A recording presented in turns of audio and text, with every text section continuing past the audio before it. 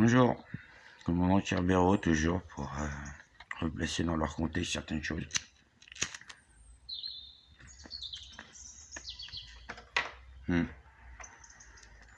En parlant de contexte, je sais pas si vous avez lu un bouquin qui s'appelle L'art d'influencer, qui fait suite au, en franglais, storytelling. Le storytelling qui a mis en place quand même George W. Bush. Bon, c'est plutôt un pote, George W. Bush. Mec, tu es extrêmement con, hein. Il a un peu fait gueule. Bon, c'était justement ce que disait le storytelling avant l'art d'informer, qui, je vous dis, c'est de la recontextualisation. C'est presque une invention pour recontextualiser tout. Ce que je vais essayer de faire aujourd'hui aussi, en replaçant les éléments dans d'autres cases, pour voir si ça marche mieux comme ça. Bon, et avant ça, il y a eu le storytelling, qui a fait quand même passer M. George W. Bush à la présidence américaine. Pas qu'une fois, plutôt deux. Bon. Alors tout le monde dit George W. Bush c'est un con. Déjà, je lui dis non, il a fait Yale. Et surtout, il était en train de perdre son élection à la con. Enfin, c'est un nul. Bon, bref. Et son conseiller, il a dit mais monsieur Bush, vous êtes texan? Il fait ouais, je suis texan. Et à votre avis? Parce que là, ce que vous essayez de vendre aux gens, c'est venez de Yale, tout ça, ça marchera jamais. Parce que les gens, ils sont très cons hein, aux États-Unis, lui a dit le conseiller en communication. Vous trouverez son nom, tranquillement. Qu'est-ce que c'est pour vous, Texan? Là, George W. Bush, il a fermé sa gueule. Il a réfléchi, il a fait. À mon avis, le Texan, monsieur, mange des haricots dans la forêt. Alors, ils y sont allés. Et il a gagné 10 points, 10 points, 10 points, 10 points, 10 points, 10 points. Et il a gagné son élection grâce à ça. Alors, je vous le fais. George W. Bush, il a fait Yale. On vous rappelle Yale, quand même. Un petit peu de Harvard, un petit peu de Harvard, pas ça. Bon. Effectivement, c'est un skull. Ce qu'on appelle un skull. The Skull and Bones. Le skull étant le crâne de Geronimo, qui se sont allés déterrer les Skull and Bones. Très terrible chaman indien, on va dire amérindien, natif américain, quoi. Avec celui qui baille, Geronimo. C'est le nom qu'il a pris par rapport à Hieronymus, c'est compliqué. Bon. Geronimo, sur allé déterrer son crâne. C'était plutôt presque de Bush, qui est son grand-père. Voilà, puis il y avait George Bush, sans le W, donc, qui est son père. Lui, c'était pas encore lui.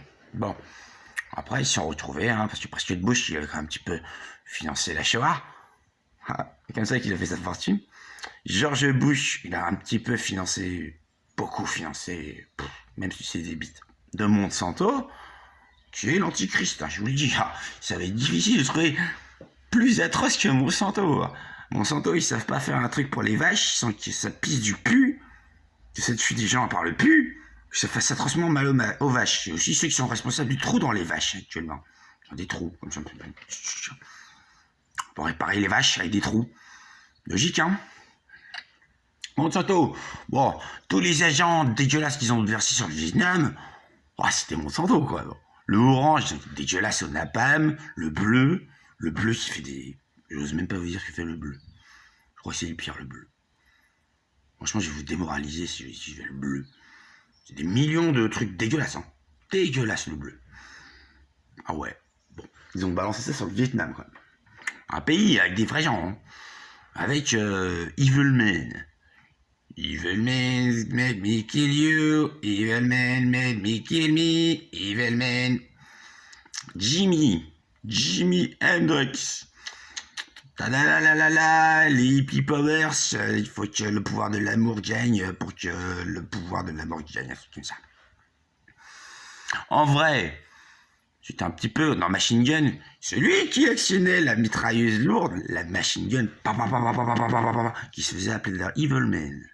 Evil Man made me kill me. Evil Man made me kill you. Bon, au compteur, 54 000 dans ces œufs-là, civils. Juste des civils. Je suis arrivé avec la chirurgie des Valkyries, hein, les hélicoptères. Puis il y avait Yves Elmé, c'était chef des opérateurs de mitrailleuse lourde. Il faisait sur les civils. Hein. Ouais, c'est des petits gamins, des vieillards, même des gamins, des gens pas armés. En Vietnam, on a tué dans les 54 000. À peu près, hein. À peu près. Bon, donc on était là. Après que Prescott Bush, États-Unis, l'Amérique, tout ça, il fait financer l'Holocauste quand même. Après, ils sont venus libérer, enfin annexer la France, bref. Les Américains, quoi. Que De Gaulle disait, je suis un petit peu agressif aussi quand même. En gros, c'était le message de De Gaulle. C'est pour ça qu'il a viré les bases américaines qu'il y avait en France. Que Nicolas Sarkozy, il les a pas remis, il nous a remis dans l'OTAN. Cette merde. Bref. Ils veulent me kill me. Bon. J'aime pas trop les communistes. Je suis pas trop en faveur des communistes. Seulement, la Chine. C'est quand même pas dégueulasse. On repart sur Bush. Sur Bush, George W. Bush. Il a fait Yale, un petit peu de Harvard. Il a cours de prix à Harvard, tranquillement. Il a lu, je sais pas, 500 000, 2000, 3000 bouquins.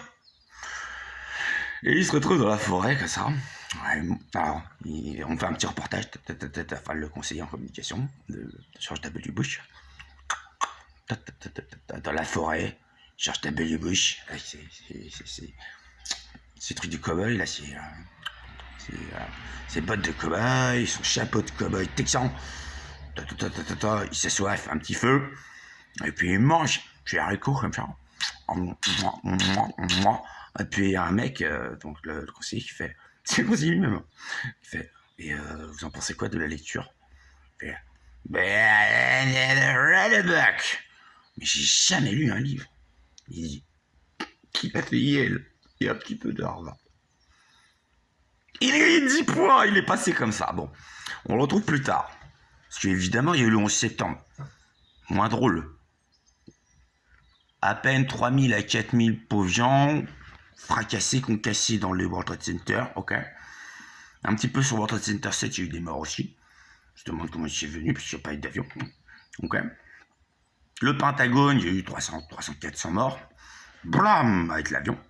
C'était une aile où il n'y avait pas beaucoup de monde. Pas très intéressante d'un point de vue politique, tout ça. Enfin, c'est comme si c'est pété là, l'avion. Et puis, il y a un quatrième avion avec des pauvres gens aussi qui se ruinaient dans un champ après essayer de manger un missile. Pendant ce temps-là, George W. Bush était, évidemment, il était où? C'était dans une école. Parce que je lui ai dit d'y aller, moi, Malik. Moi, je me suis ramené, du côté des George W. Bush, la White House. Évidemment, on n'a pas voulu me laisser rentrer, donc j'ai dégommé tout le monde. J'ai ressuscité après. J'ai fait George Bush, c'est quoi ça? Il a tué tout le monde, il ressuscite tout le monde. Moi, je suis arrivé, j'ai fait, Monsieur Bush, bon, je tiens à vous dire, bientôt la fin des temps. Voilà, j'étais pas censé le savoir, je vous le dis. Comme dans un hadith du prophète, Allah, je vous le dis, c'est Dieu, c'est pareil. Vous, c'est God. Dieu, pour moi un petit peu français, Dieu, ça va, ça. Allah, c'est juste pareil. Il a fait, ah ouais? Oh yeah. Yeah, sure. It is. And then. Et après, je lui ai dit que bon. Par contre, le World Trade Center, ça plaît pas trop à Allah. Que un bal là, ça vaut 1000. Deuxième étage, ça vaut 1 million. Troisième étage, ça vaut 10 milliards. C'est ça le concept. Allah, il a dit, il faut pas faire de l'argent sur l'argent. L'intérêt, c'est interdit. C'est comme si vous étiez touché par le doigt de Satan. Là, George W. Bush, il fait, je me repens. Si, il a fait ça. Je me repens. C'était même pas lui qui était chef, je connaissais même pas comment ça marchait le World Trade Center. Il fait, vous êtes repenti? Bon, on vous demandera pas mieux. Par contre, le 11 septembre, vous le veto, vous allez dans une école, faites ce que vous savez bien faire, le No Child Left Behind Act. Ouais, vous allez apprendre aux enfants des trucs. Vous aimez bien que les enfants soient bien éduqués. On est d'accord, Allah et moi. Et puis vous laissez les terroristes défoncer le World Trade Center, là vous êtes obligés. Il a fait, quoi, terroriste? Ouais, terroristes. Et ils vont défoncer le World Trade Center. Ensuite vous rentrerez en guerre. Il faut niquer les terroristes. Oussama Ben Laden, vous vous souvenez de lui quand même, votre ami. Oussama Ben Laden. Bon, là il va vous faire ça. C'est sûr que ça va faire ça. Il va falloir faire ça. Vous êtes partant, Monsieur Bush? On va travailler pendant longtemps avec vous et moi, vous savez. Il fait OK. Why? J'ai fait, je suis le chien de sa seigneurie Hadès, roi des morts. Je suis également au service d'Allah. Donc, Allah a des valeurs. Pensez quoi des femmes, monsieur Bush? Femmes. Oui, même. Moi aussi, j'aime bien. Vous avez déjà frappé une femme? For God's sake, now! Il cède. Je lui dis, c'est bien, bienvenue dans le club. Voilà, vous aimez bien, vous. Par contre, votre ceinture, ça va dégager. Un petit bout du Pentagone ici. J'ai un avion, vous pourrez le choper. C'est tout. On s'est cité dans aussi temps. On retrouve monsieur Bush. Un petit peu plus tard. Bon. Après une bonne grosse guerre, de milliers de milliards de dollars investis, truc genre Blackwater, dans les rues sur les civils. Évidemment, je suis parti un peu en sucette. Blackwater, poum, poum, poum, oh, je balance des roquettes sur les civils. Non, ok. L'Irak, tu peux pulvériser, piller de partout. Ah ouais, des millions de morts quand même, c'est sûr minimum. Tous les musées, sauf le British Museum, pillé, sauf le British Museum. Bablouche, Babylone.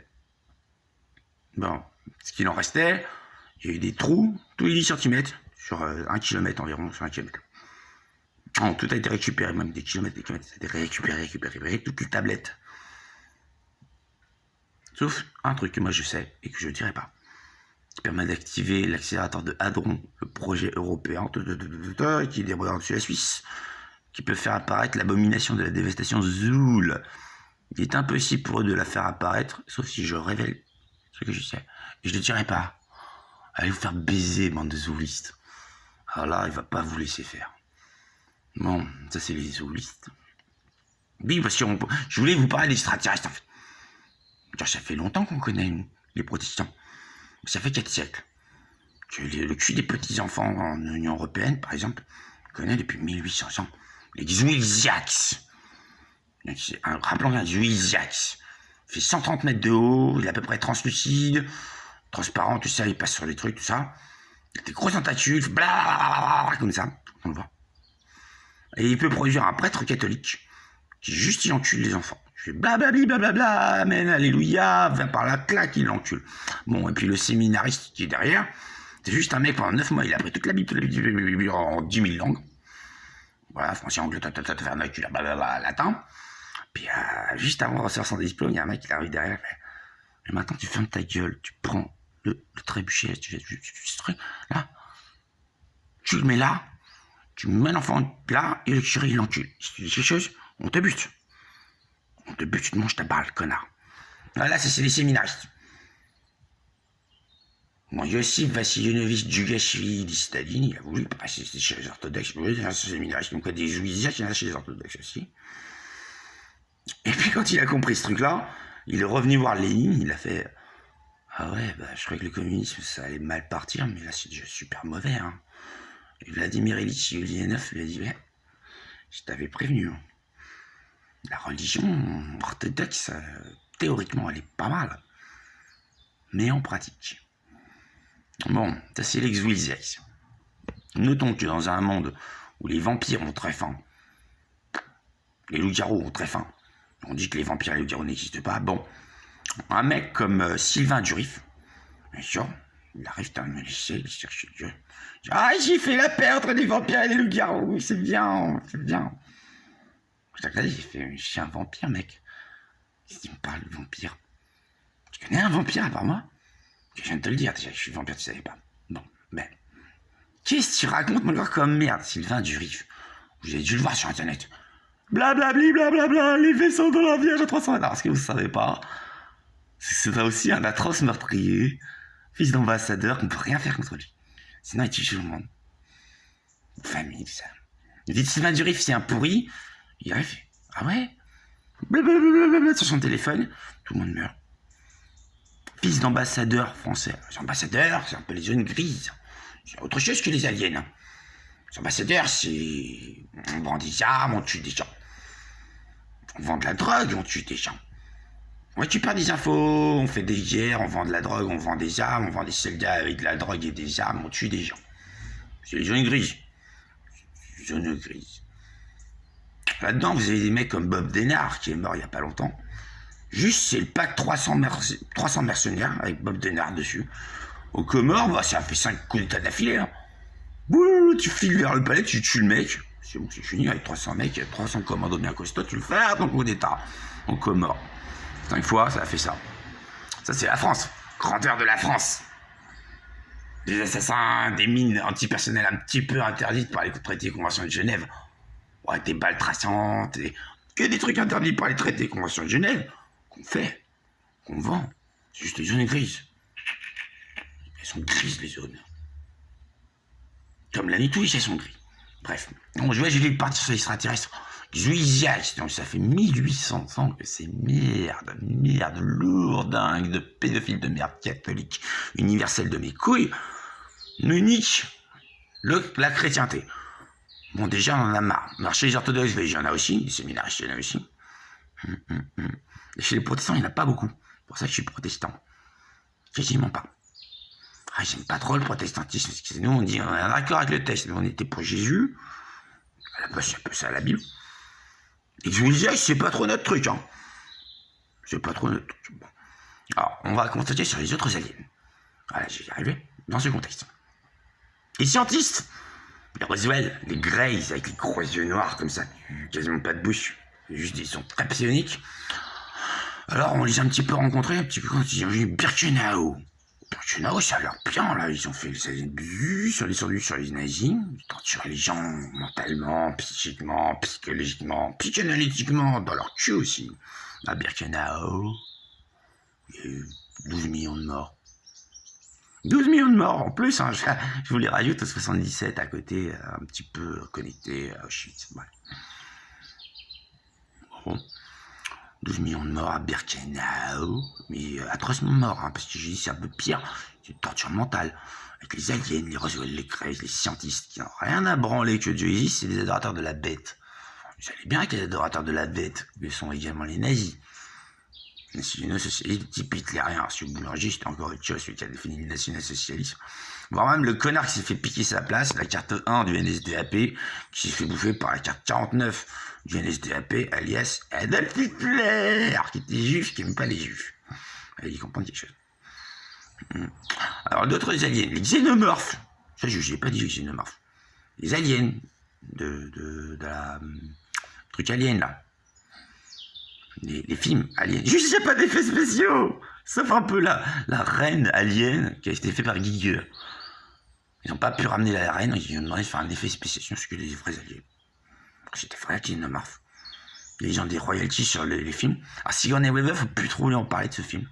Ces films, chaque fois, ils font un coup. Tu kidnappes toute sa famille, tu fais jouer dans Alien, tu nous fais la Ripley, on est pour Ripley. Il faut qu'ils xénomorphes. Comme ça, avec les morphes. Ouais, ils sont conscients, donc. Ils peuvent parler aussi. Ils font pas que. Le xénomorphe. Là-dessus, donc, Sylvain Durif. Oh, à un moment, je l'ai chopé. Puis moi, j'ai une petite méthode, c'est le pain total. Il a parlé sur le pain total. Bon, je vais boire du pain total. Il nous a chié, il avait même pas 18 ans. Accrochez-vous, 36 heures, à peu près 22 minutes. 36 heures, 22 minutes. Le truc qui était, ah bah, regardez, je me suis levé, j'ai fait 14 meurtres. Vas-y, pour 3 secondes, 36 heures, 22 minutes, d'atrocité innommable, il avait même pas 18 ans. Ah, c'était il y a plus de 20 ans. Oh, il a dû se rattraper. Il a dû faire, je sais pas, 90 000 heures de saloperie, cette saloperie. Sylvain Durif, avec son petit jupon magique, vous y croyez? Même si vous y croyez pas, il va peut-être vous buter. Ça, j'essaie de vous dire.